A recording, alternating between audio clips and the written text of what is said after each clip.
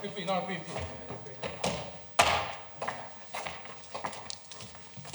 Is it on? Oh, okay. Thank you for being here for the first press conference of the NATO Chairman of the Military Committee, Admiral Cavo Dragone. Please put your phone on silence, and when asking questions, state your name and your outlet. First of all, the Chairman will have some opening remarks. I didn't know it. Yes. Okay, good afternoon. Thank you for being here, and thank you for waiting. Because, I mean, it has been the longest one I've ever had in my life. This is my first press conference as chair, and I'm pleased it comes at the close of such a substantial and forward-looking session with the Chief of Defense. After nearly 4 months in this tenure, I can confidently say that I have found NATO healthy and stronger. Stronger in purpose, but in coordination and in resolve. That strength is built on shared responsibility and, frankly, a renewed sense of urgency. The wake-up call from the Ukraine war and the one from the US administration, which asks all of us to shoulder more the burden, are among the signals that have not gone unanswered. Today we see a NATO that is more proactive, more focused, more committed, and more steadfast in investing in deterrence and collective defense.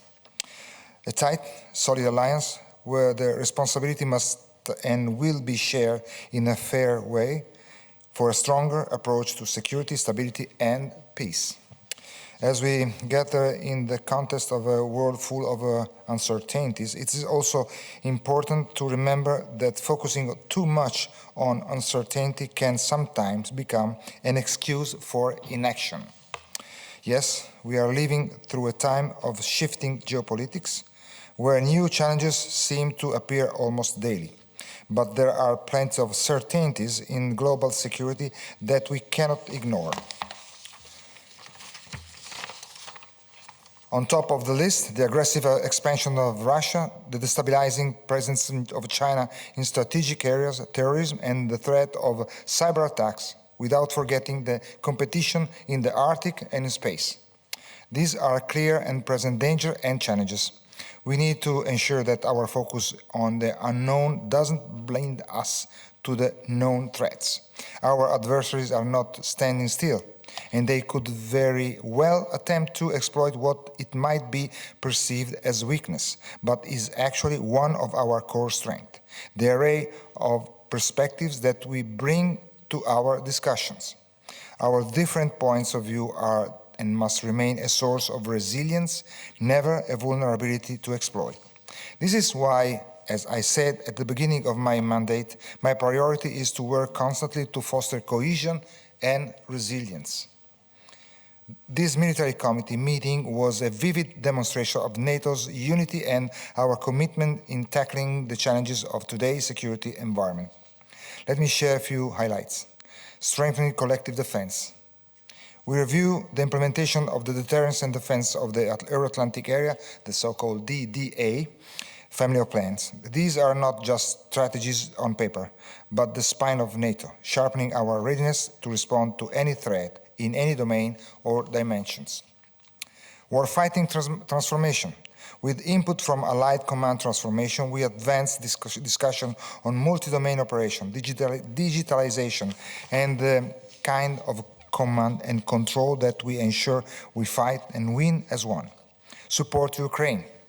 We reaffirm that supporting Ukraine is a strategic necessity, beside a moral duty.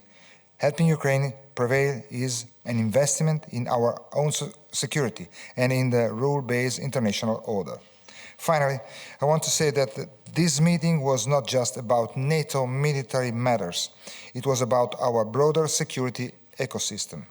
Tomorrow, the Foreign Ministerial meeting in Antalya will further advance discussion about NATO priorities, a clear sign that the alliance is moving together, determined as ever. And at the same time, the EU Military Committee meeting will take place, an excellent example of how NATO and EU are working side by side, timely, ensuring there is no discontinuity nor overlap or competition in our approach to security. I'm proud of the work done and grateful to all the Chief of Defense who contributed, especially those who travel long distances to be with us today. I look forward to taking your question. Yes? Yes. Hi, Admiral. I'm Antoinetta from Politico. My question is about defence spending and what would be agreed at the Hague summit. So yesterday, the US Ambassador Whittaker specified that the US number is 5%, but it doesn't all have to be howitzers or tanks. It can also be cybersecurity or mobility infrastructure. Did you discuss that today? The sort of 3.5% on specific, on real defence spending, and 1.5% on, innovation, industry, etc. Okay, I heard that too. Because I'm part of the public opinion too. But we didn't talk about this today. As a matter of fact, just try to figure that. As military, we are what we call the end user. So, the approach is more generic. We define, what was the threat, what we are looking for. Then we draw and approve the plans. From the plans, we got what we need to fulfill and to make the plan executable. And then whatever we need, is what we expect to be provided to us. 5%, 3%, 2%, whatever. I just can't, speaking about number, we don't speak about number, but I just can tell you that something for sure, 2% is not enough for what we need, for what we, identify of what are the needs in terms of personnel and equipment to face the threat through plans and capability targets. So, what we are asking for is capabilities. And then with that, we will be ready to face the threat. And we are not just stuck to numbers. The only thing I can tell you that 2%, which was something that we have been talking about up to, months ago, it's not enough for anybody.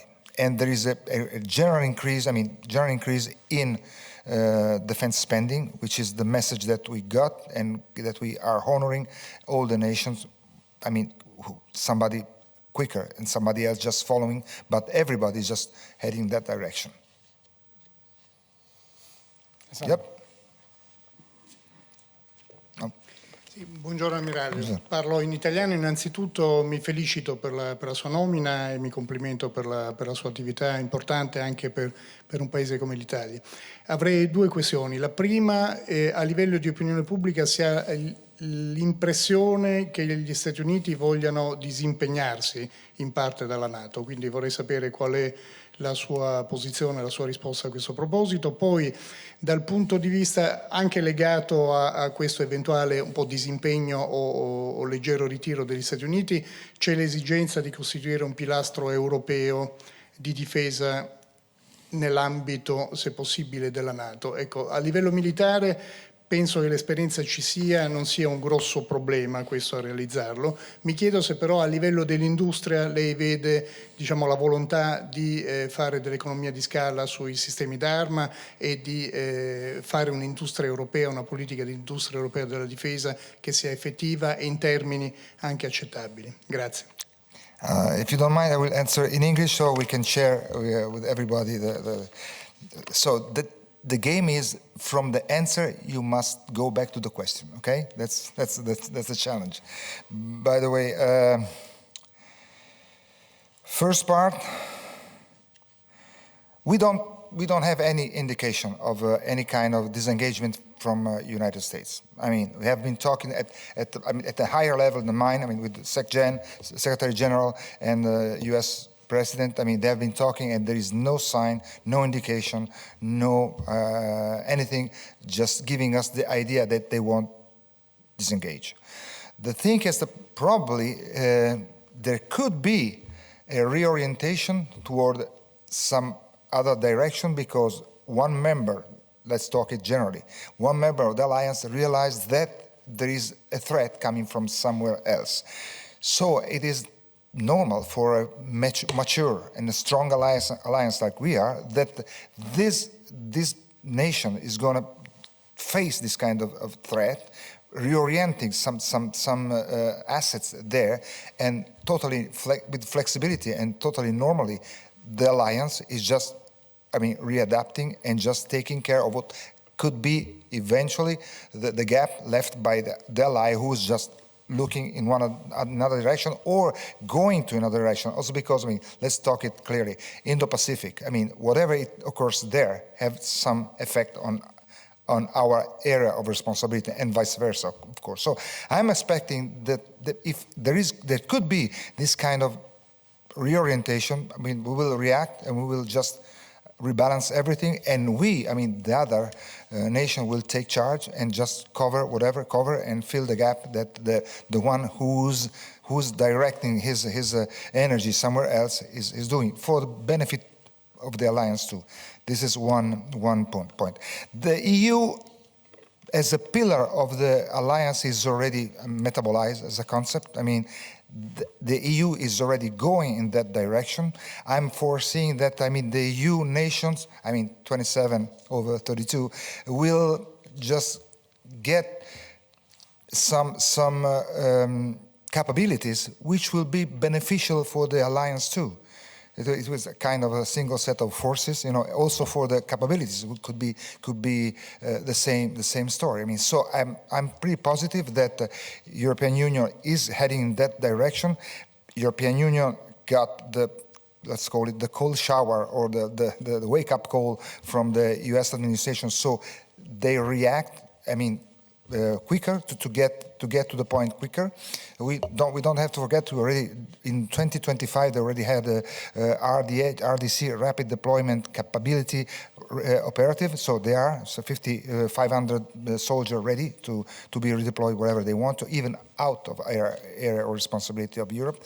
But I think that the process is running, and of course there has been an acceleration due to the Ukrainian war and to the request of our ally, the transatlantic request to take more responsibility of their own European defense. So this is one. Industry.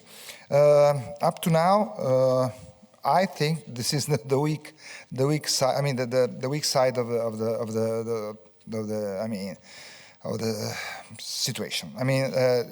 Industry doesn't have already changed their mind because they should feel themselves and be part of the defense from the whole of society. They are part of the society. So since this is a whole of society approach, I'm expecting that they change radically their way of seeing.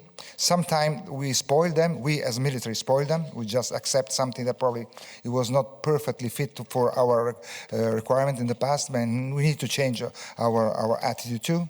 But radically, they need to be part of the system. They need to accept probably to be quicker, be more responsive to our operational requirement, and be cheap. And these are the 3 points that, from military point of view, we are looking for. And sometimes they are weak on this. Yep. Cristina? Cristina Giuliano, Asca News, sono italiana come lei, però gliela faccio in inglese anche se il mio inglese non è buono come il suo. I'm asking you to resume, these were the first months for you at NATO. So how do you see the future of our alliance? I can answer just watching the tendency that I saw during my first 3 months, because I started on January. The alliance is strong, is getting stronger and stronger, because as you saw, the latest event, I'm speaking the war in Ukraine, just got ourselves even tighter if we need it. The answer to the threat has been unique, there has been no difference in how we do react to, for example, to the aggression of Russia to Ukraine.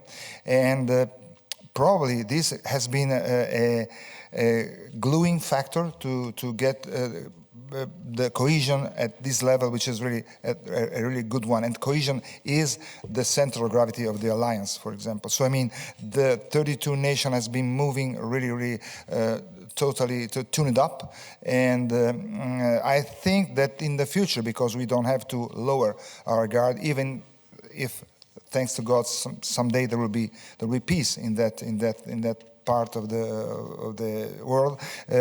We don't have to lower our attention and our guard, because I mean there will be a lot of things to do, and just our responsibility is not just for today, but it's for tomorrow, for the future generation. So we must be fit, ready, and we are working on that, and stay at that level, which means keep on working for the future. But I tell you what, the maturity and the strength and the will of the alliance is really strong. And I think that some way the war in Ukraine help us in getting to this, I mean, good mood. Yes, one more question. Yes, Antonio. We are tough. Okay, and the last Hi, one there. Yes. Admiral, it's me again. Hi. You mentioned the Arctic, and you mentioned space. So my question is, as chiefs of defense, did you discuss the situation with Trump's, US President Trump's desired acquisition of Greenland? Because Denmark, 2 days ago, decided that it will call a meeting on Arctic security with the northern countries. And also, did you discuss the Russian buildup of military along Finland's border? And if so, what does NATO think about that? That's what was not an issue discussed in this meeting. I can tell you whatever is my opinion on this. But I mean, the Arctic, high northern is very important for NATO. It's a theater, an operational theater, very important. I mean, there's just climate change, and also I mean, just consider that NATO had the need to add a specific joint force command in Norfolk, which will be in charge of the Arctic region, and also of all the communication between the transatlantics. So I mean, coming from the Americas to the Europe and NATO area of responsibility. So Arctic is a very important theater of operation, and we pay a lot of attention to it. And as far as the nation, I mean, we are an alliance. In this alliance, 7 over 8 nation of the Arctic Arctic Circle or whatever, I mean, are in NATO. So I mean, it is the interest of the NATO as an alliance that all the countries belonging to the alliance to find a solution on anything, because I mean that's something we can grant it within the alliance. So I don't see any major problem. Yes. That was the last one, right? No, one more. Okay, where are you? Okay, I can see you. Yeah. In July 2024, NATO adopted a new policy on women, peace, and security, and among others, recommend that we prevent or we protect women and girls who are the first victim of war, especially through sexual violence. This is aligned with Resolution 1325, which is 25 years this year, anniversary. I would like to know what progress have been made in the year since this new policy, and how does the MCCS advise NATO on implementing that policy? I mean, NATO policy, I mean, remain unchanged. So, I mean, whatever it was decided at that time, I was not here, but at that time, it's still in place. I mean, we as an alliance decided to cope totally with the 1325. So we are just on track, and everything is going forward. There is no change in our posture, in our will to fulfill the 1325. So I mean, there's no question about that. Well, how do we implement that policy? How do NATO implement that policy? I'm sorry. Well, I think we have I mean, an entity, an office who is following this issue, and they are just going forward on what it is supposed to be done. And I think that things are going smoothly, and I don't see any change on attitude, on any change of mind on that. So I just want to be sure that we will be complying with 1325 totally, as we decide to do on July 2024. Anything else? Okay. Thank you very much for attending the conference, and see you next time. Thank you very much. I'm sorry for the delay, but I'm a victim like you are.